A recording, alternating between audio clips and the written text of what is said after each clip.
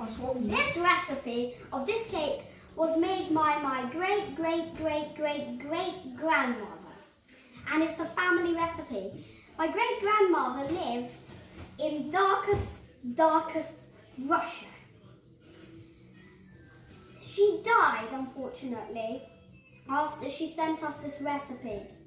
And so I really need to ask her, Sol, if I can cut this cake now.